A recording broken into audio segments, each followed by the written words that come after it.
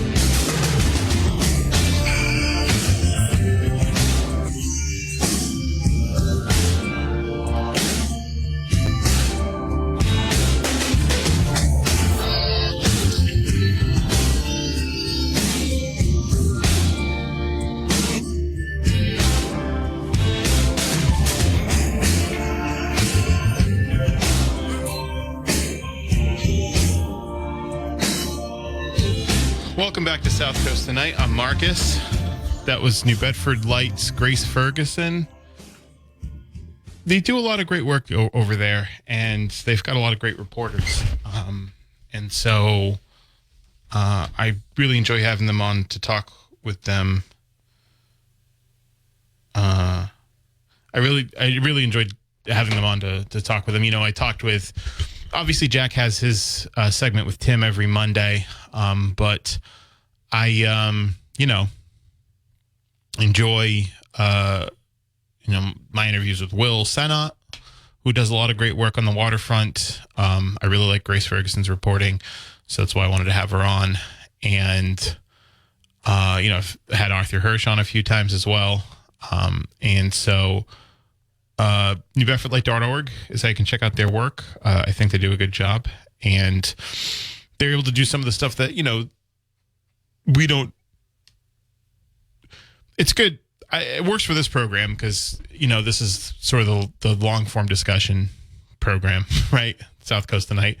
At least that's, I think, how Chris and I have structured it for the long form discussions where there's time and space for it. And so when you've got these type of sort of sprawling stories on important local issues, I think it's a good format to host the reporters and to discuss it.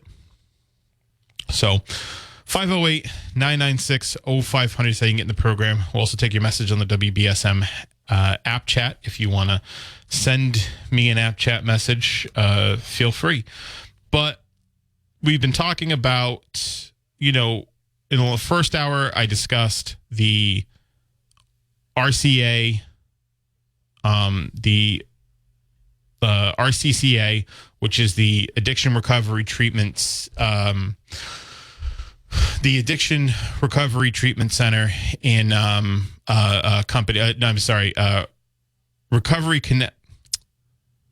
Recovery Connection Centers of America, something like that.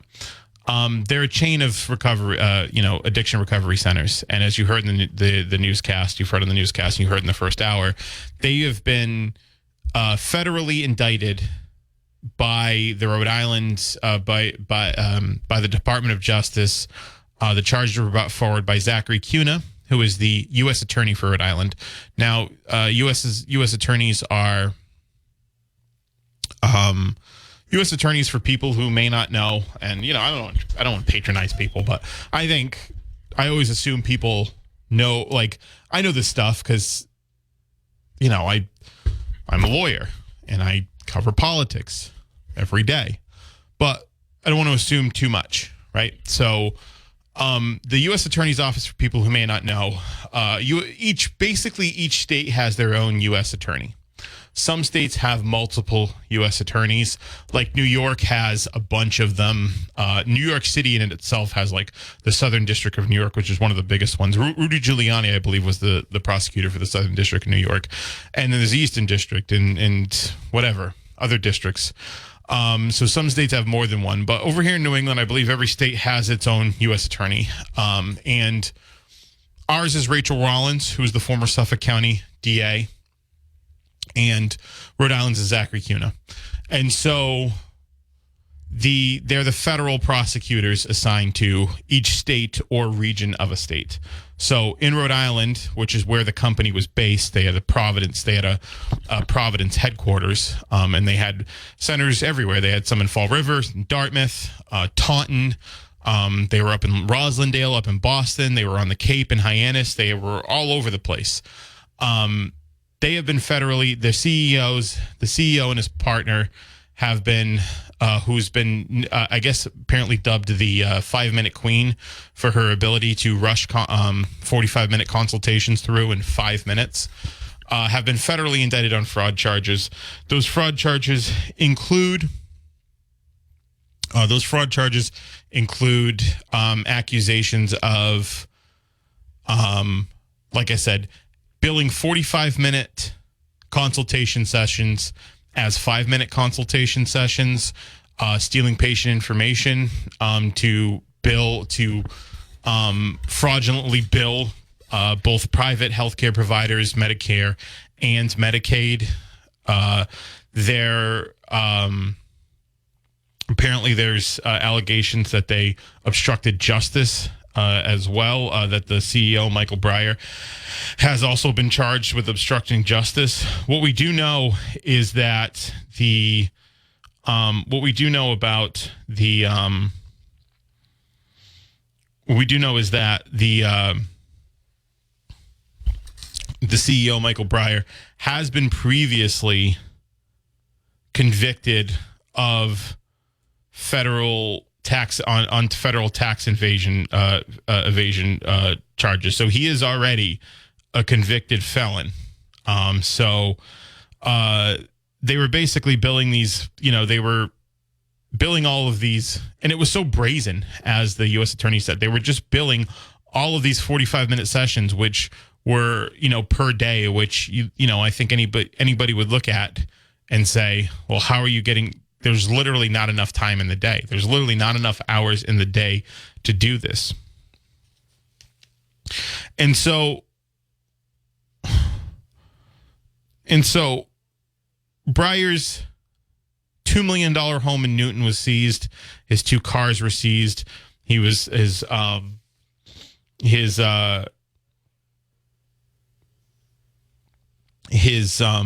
Providence headquarters for RCCA was seized.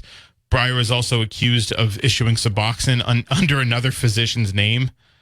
He's not a physician, by the way. And they both were charged with working and billing Medicare and other insurance providers for more psychotherapy sessions than there are hours in the day. So there are a lot of people that are receiving help from RCCA because it is a pretty big company.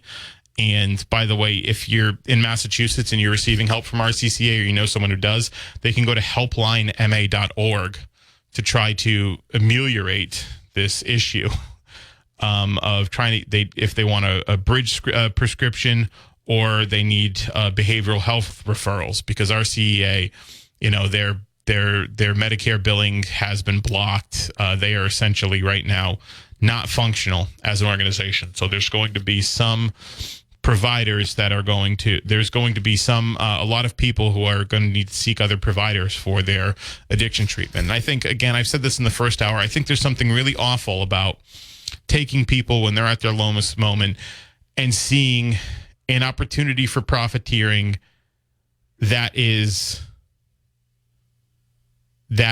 opportunity for profiteering and not an opportunity to help people. Those things aren't always mutually exclusive, but it seems like most of the time they are. In a situation like this, maybe something like addiction treatment cannot be a private business, because we're seeing the consequences of that. When you have something that necessarily should be a public good, like addiction treatment or a lot of healthcare services, and you insert the motivation to turn a buck then that motivation is always going to be master to the service that they're supposed to be providing. Why wouldn't they have those 45-minute counseling sessions? Why would they only have them in 5 minutes? What other reason could it be? It can't be for benefit, right? It's not beneficial to the people being serviced that it's 5 minutes instead of 45 minutes. It's not saying, oh, we're actually looking out for the patient by doing this. No, it's because they can make more money off of it if they do it in 5 minutes. They called her the 5 minute. They called the person who did these consultations, the other indicted co-conspirator here. They called her the 5 minute queen. The 5 minute queen, because she was able to see people so quickly. There's really something pretty sick about taking people that are vulnerable and using and seeing an opportunity to exploit them for such immense financial gain. $2 million home in Newton, 2 cars. That's just what we know about, right? Those are just the expenses we know about. So they were going to establish a methadone clinic in New Bedford. Good thing they weren't able to, so that they don't further victimize people that they've already victimized in this region. So the fact that they have some services available in Fall River, New Bedford means that there's likely people in this listening audience that are receiving treatment from RCCA. And for that, I mean, that is terrible. But you can go to helplinema.org to get the bridge treatment that you need. 508-996-0500. Someone's asking if so someone's asking for podcast links. So, and we've gotten these messages before. If you want to access the podcast, literally go to, and this is important, you can go to WBSM.com. So I'm just telling you, just so you have, there's people asking me, and there's people that asked me before. And you can go to WBSM.com. You go to listen. Go to listen on demand. If you want Barry's show, you go to the Barry Richards show. If you want South Coast Tonight, you go to South Coast Tonight. You click on it, and it's there. It's there for you. Everything will be there. Every hour of the show will be there. So it's all segmented too. Like, so if you're going to listen to, let's say, my interview with Mayor Mitchell if you want to listen to my interview with Mayor Mitchell yesterday, you can go to the South Coast Tonight podcast on WBSM.com. You can find it there. My interview with Grace Ferguson just now, an hour ago, or not an hour ago, the last hour, a few minutes ago, that'll be uploaded soon. So we try to upload them pretty quickly after they air. And so they're almost immediately available after the show's over or even during the show. You can go find them at WBSM.com. If you have the app, it's probably the easiest way. You just click the app. There's right under the main, that main store, the side scrolling stories, the headlining side scroll. Right there, you'll see podcasts. You click that, and it's all of our shows, the entire podcast library. It's the entire podcast library that you can access right there. And so you can click on the Barry Richards Show, South Coast Night, Tim Weisberg Show, and you can find what you want. It's probably better if you know what hour, the specific thing you want to hear, or if you just want to listen to the whole thing. Again, it's all there, the day, the time, the day, and the hour. I add headlines, which I think is unique to the daily shows. Chris and I have headlines in our podcast. So, but I always put at the end, whatever it is, March 2nd, 2023, hour 1, hour 2, hour 3, just so you know. You can also go to, if you have an iPhone, you can go to Apple Podcasts. If you don't have an iPhone, you can go to Amazon Podcast. You can go to Spotify, anywhere where podcasts are offered, you can access the podcast. Literally anywhere podcasts are offered. So Apple Podcasts, sometimes if I'm listening, I usually use the app, but sometimes I'll have Apple Podcasts too. You can download it on Apple Podcasts. You can download it on Spotify. And by the way, if you're able to download our podcast, which I encourage, it does help us out a great deal. So it helps out. Our podcast here at South Coast Tonight is doing so well, and we appreciate that. The more you can, if you haven't downloaded it yet, if you want to subscribe to the podcast and download, it goes a long way for us, and we really appreciate it.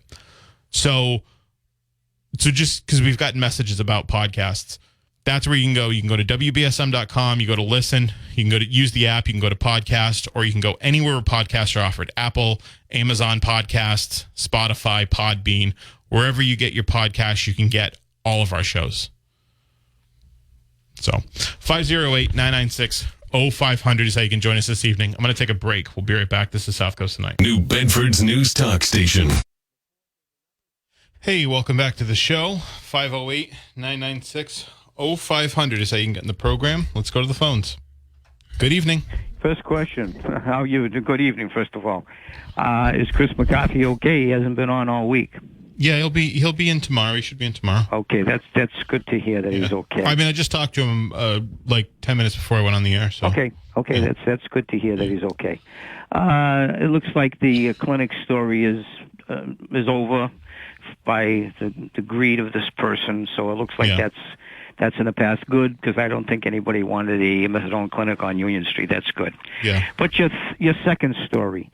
About the taking of titles by this company, allowed by Massachusetts law. Marcus, you seem to be a guy that doesn't like injustice, and I'm just surprised that our local or our state legislators haven't taken up something to try to change this state ordinance that allows these people in a legal manner to take, people's houses who might have some, tax problems. Well, we talked a little bit about that. Grace Ferguson does have a story about that, how there has been some bills filed by Mark Montigny and Rep. Cabral's co-sponsoring legislation as well to try to end this practice and basically treat it like a mortgage foreclosure in which, if you do have back taxes, you could lose your home to a foreclosure, but you won't lose all of your equity. Yes, that would seem to be more equitable.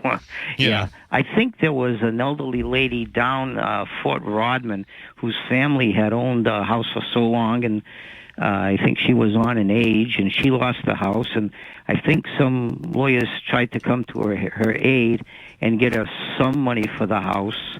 But I think what they got her basically, the best trying was a pittance. I think it was only like about $9,000 that she got in some settlement, if I remember correctly.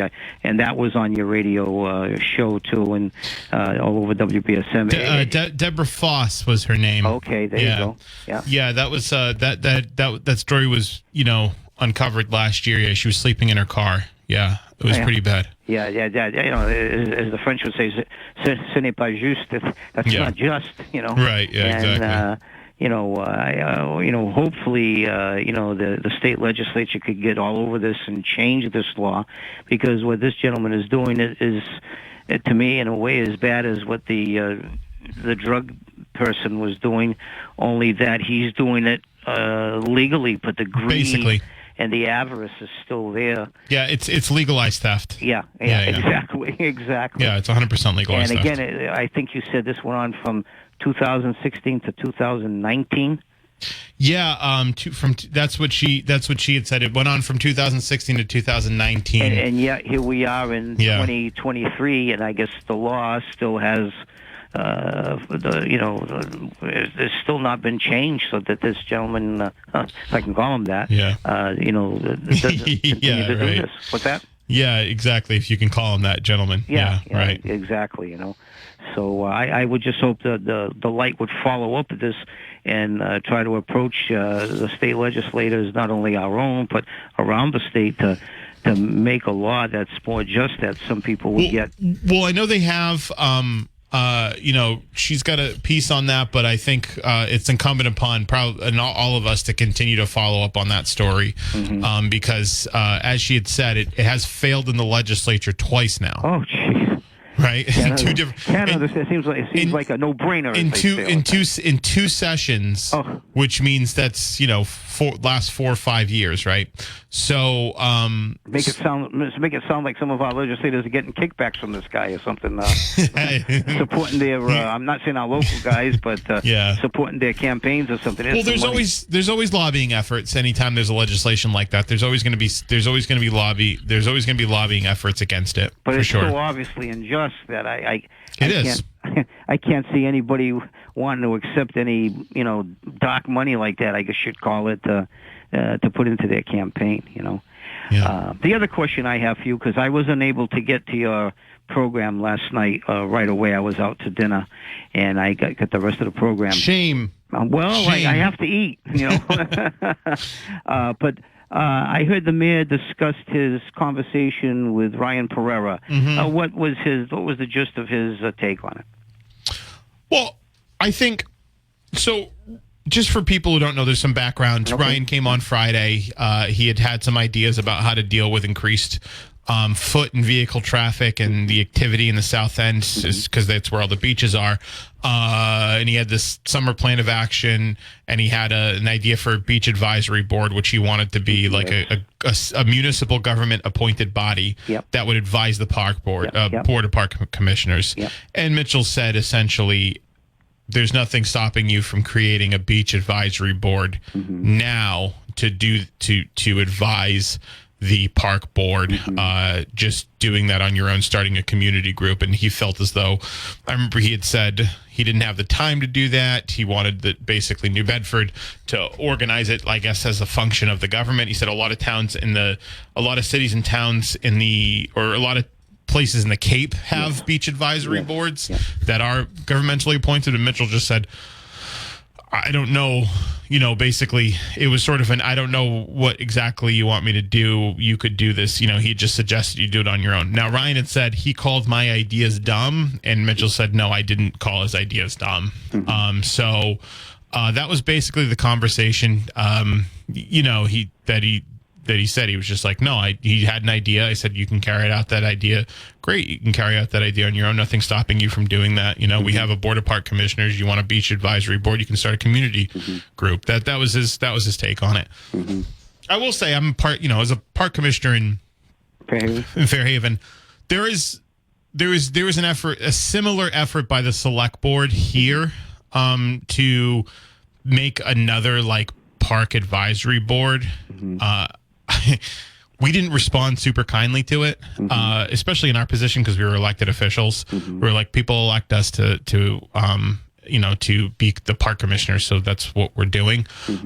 So it could be a situation in which maybe, because board of park commissioners are established by state law, right? And so they that every city and town in the Commonwealth, for people who don't know, has to have a board of park commissioners. So maybe there could have been a situation in which Mitchell had a conversation with his board of park commissioners and found it to be an attempted usurpation of their statutorily granted authority.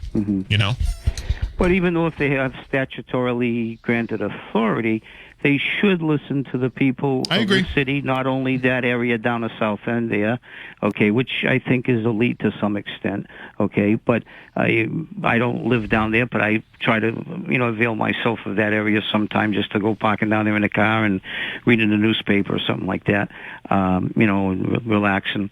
There should be input from the people. It's just like the closing of the Hazelwood Park Senior Center. Again, there was no transparency there. The person who runs the council on the agent, I heard she's a very nice person, said we ought to do this. And I think first, before you do that, you hold a meeting of the people that go down there and say, look, we're considering doing this because there are not too many people going down here. What do you say? I think you have a responsibility to do that. And again, my way or the highway, no. That's his approach with the park board, with the elderly people down there at the Hazelwood, Council on the Aging. To me, I think that there should have been a little bit more advance warning that we're thinking about doing this. What is your input? And then if they want to say, well, we're still going to do the same thing, fine. But those elderly people, no matter how many of them are there, I don't know. I'm elderly, but I don't go there, and I'm close. That would be where I would go. There's no transparency. It's just, I'm doing this and that's it. And that's what's wrong, and that I think is a good part of the problem. And I think Jack Spillane has pointed that out too. Okay, yep. And I think that's something that the mayor could probably, try to modify. Not just say New Bedford is my sandbox and you play by my rules. Yeah, I think that, like I've said before, representative government requires that. Well, yeah, and I think I've said before, like his reported rigidity has come from multiple people, so it's difficult for me to say that it's cut from whole cloth. I will say, in a particular, like we've discussed before, there are situations right now in which I think he and rightfully feels that he's completely in the right, like the voc admissions thing. I'm sure he does. Yeah, like the voc admissions thing and the pay scales and the pay raises too. Yep. So there's definitely those situations in which he feels as though he's completely in the right. Yep.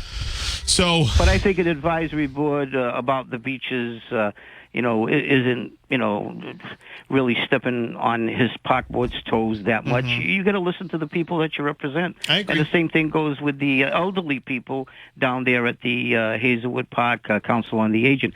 To me, I would think what they want to put there would be much better put for people that need daycare down Fort Tabor, where they have that big hall there, where they would have all the room for, daycare, and leave Hazelwood Park alone.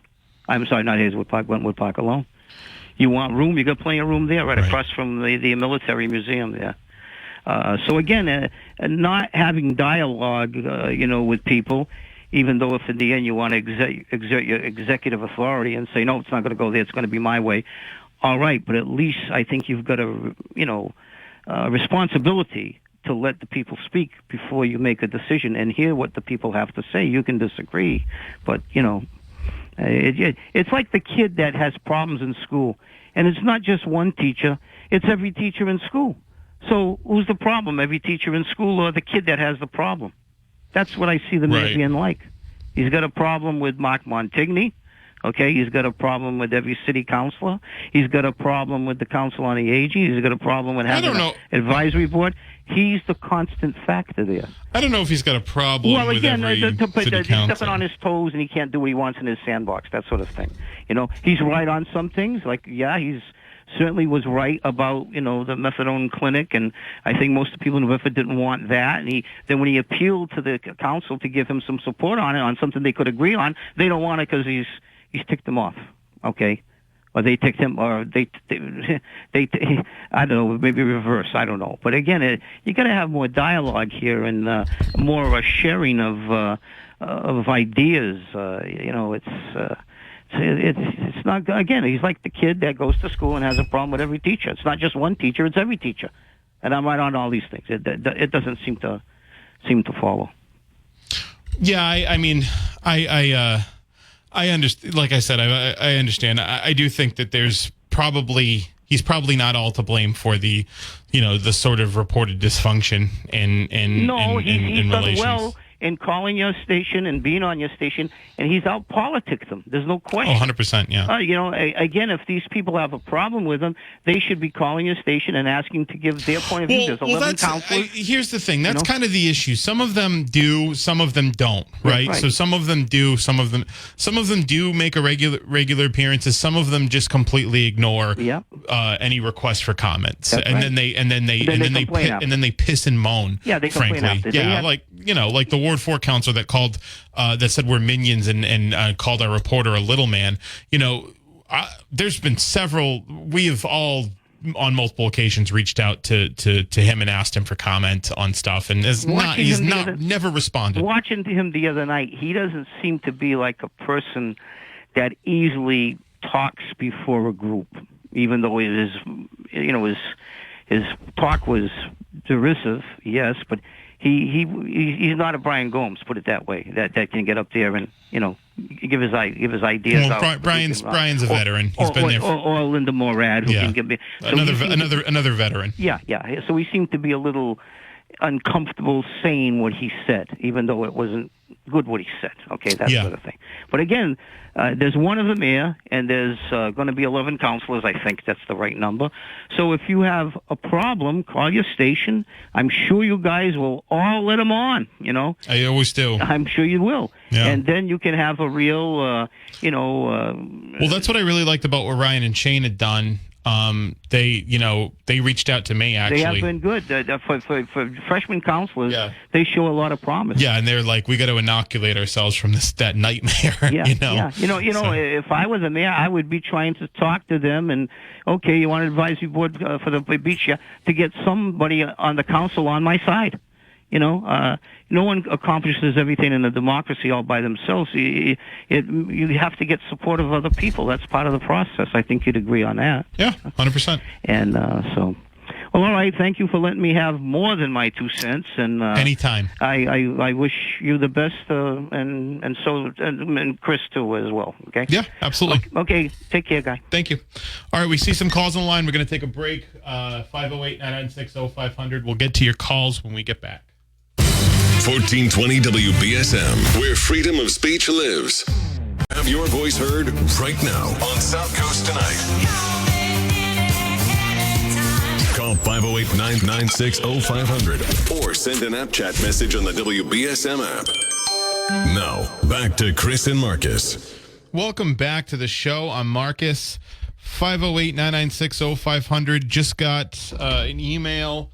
Actually, apparently tomorrow there's going to be a protest for New Bedford High students after Ward 3 City Council candidate Shawn Oliver was elected. So there, it's New Bedford High LGBTQ students that are going to protest outside of New Bedford High, and it's regarding the post that Shawn Oliver had. They had found of Shawn Oliver a few days before the election, where he makes some, shares some memes that are definitely disparaging of members of the transgender community, for sure. And there was one where it was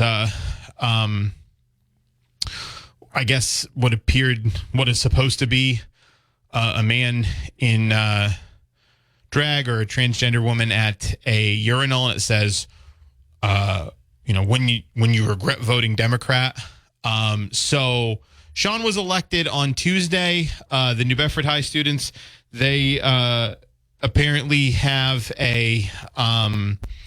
the LGBTQ students in New Bedford High say they're concerned about it. So I just got the email. I'm going to read through the whole thing, but there is going to be a protest tomorrow from 12 around noon at New Bedford High with New Bedford High students after the election of Shawn Oliver. New Bedford High, for people who may not know, is in Ward 3. So I just got that news. So wanted to bring that to you guys. Good evening. You're live. Yeah, I got a question for you. Sure. The pond in Buttonwood Park, at one time people could swim in that. Mm-hmm. When did they stop swimming in that pond? I know it's polluted now, but there was a time when people could swim in the pond. I'll ask. I think Scott Lima may know, so I'll ask him. He's the Buttonwood. I think he's Buttonwood Park's in his ward. I know he's always doing stuff with the geese over there and stuff. So I'll ask Scott, because I'm unsure of when that became a hazard, or maybe someone in the audience can tell me. So I'm not sure. It looks like from what I seen, the pictures are from way back, like early 1900, early 20th century. You're talking maybe the 1920s. I would guess probably by the 60s they weren't swimming in that. Right. Yeah, I'm not sure. I'm unsure, honestly. I can probably get the answer to that when that became uninhabitable by humans. I can probably By find the humans, note. exactly. All right. You have a good night. Thank you, Thanks. Marcus. No problem. So tomorrow there's going to be a protest at New Bedford High. New Bedford. So here's just it's a press release. It says NBHS peaceful protest. I'm just going to read it. This is really interesting stuff. On March 3rd, 2022. What's today? Tomorrow. Yeah, so it's tomorrow. On March 3rd, 2022, from 12:40 to 2:40, the LGBTQ students in New Bedford High and our allies will be exercising our constitutional right to peacefully protest. The LGBTQ community and women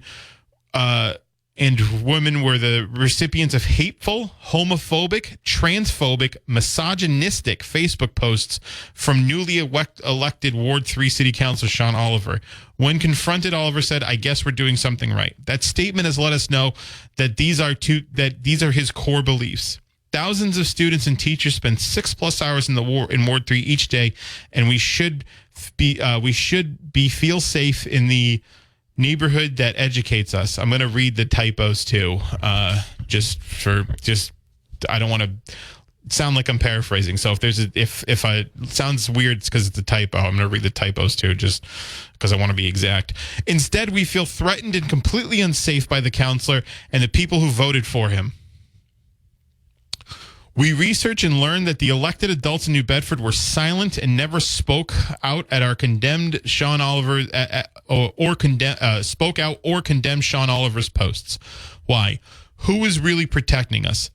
Not the SROs that are represented by the New Bedford Police Union, a union that continued to endorse Mr. Oliver at his social media after his social media posts were revealed.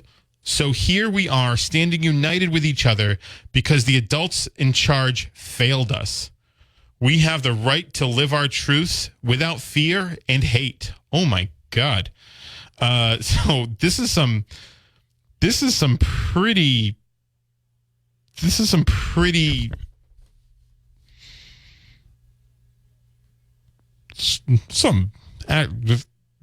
powerful stuff. So these are our demands. The New Bedford Public School Administrations and New Bedford Police Departments must not impede on our right to peacefully protest. Keep your distance from protesters. Every elected official in our city must individually explain why they chose silence over hate. Every elected official must individually condemn Shawn Oliver's social media posts. Every elected official must condemn hate and violence towards women, LGBTQ, and BIPOC communities. As leaders of our schools, the school superintendent Thomas Anderson must adhere to number one. He also must condemn Shawn Oliver's social media post and explain why he was silent when the New Bedford Police Union supported hate, which trickles down to the students. Remove SROs out of our schools. The New Bedford Police Union and New Bedford police officers can endorse hate. Our LGBTQ students and girls/women safe. The South Coast LGBTQ network must make a public statement, explain why they were silent. To be fair, the South Coast LGBTQ network, to be fair, was not silent. They called into this show. I don't know if there's any other public statements, but the president, I shouldn't say that. He said he didn't speak for the LGBTQ network. So I take that back. He said he was speaking for himself. He was the president of the network. So I don't know if they were silent on that. He wasn't. The president wasn't, but he wasn't speaking in his capacity as the as president of the LGBTQ network. So they must make a public statement and explain why they are silent. Signed, the student body of New Bedford. So, wow. That email was sent to a lot of people too. So very interesting stuff. We're going to follow. We're going to be tracking that tomorrow. I'm going to take this quick break before we get to go, but this is a story we're going to be tracking tomorrow and into Friday night. So you're going to want to stay tuned tomorrow. You're going to want to stay tuned Friday night to South Coast Tonight. If you want to hear everything, bombshell report. New Bedford High students, I just got that email, are going to be protesting the election of Ward 3 City Council candidate Shawn Oliver over the Facebook posts that he had posted that had been discovered prior to the election regarding some memes that were disparaging towards